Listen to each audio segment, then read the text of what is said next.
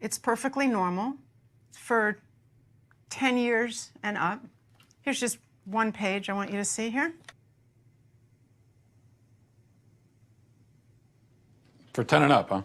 When did that start? When was it decided that we need to start teaching kids about this stuff at such a young age? So I'll answer that with one word: Kinsey. Kinsey was a social reformer. He wanted to rid society of Judeo-Christian values when it came to sexuality. And he worked very hard to do that, and I would say he succeeded. Kinsey would be very happy with our culture today. His idea was that children are sexual from birth, that we're all inherently sexual creatures from cradle to grave. He believed that true happiness is found in a life of perverse sexual experimentation, no matter the age. What came out is that his research was fraudulent. Kinsey based his fraudulent conclusions on data he collected from convicted sex offenders and child molesters. His research was conducted in prisons, not everyday America.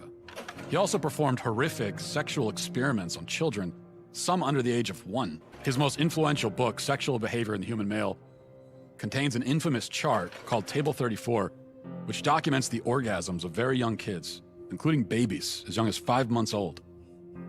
But instead of suffering the consequences for his heinous actions, he was and still is celebrated by academia and Hollywood. His ideas form the foundation for sexual education in public schools today. How do we get from this to you can choose your own gender? Okay, well, now we have another very important character, and his name was John Money. John Money was a psychologist and professor at Johns Hopkins University. Gender ideology was his brainchild. In fact, he coined the terms gender identity and gender roles. And according to Money, babies are gender neutral at birth, and ultimately environment determines whether a person is a man or a woman.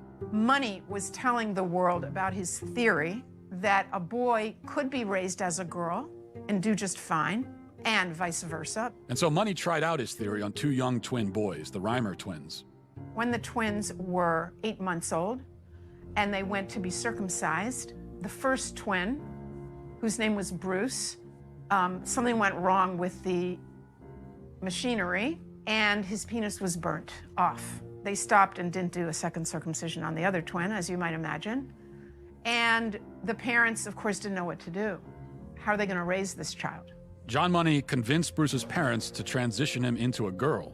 Money also conducted sexually abusive experiments on the twins throughout their childhood, including forcing them to simulate sex acts on each other. He reported up to the age of 10 that this was a complete success. Well, wasn't true. The results were a disaster. Bruce could never fully accept his female identity. Eventually, his parents told him the truth, and he chose to transition back to a boy, taking the name David.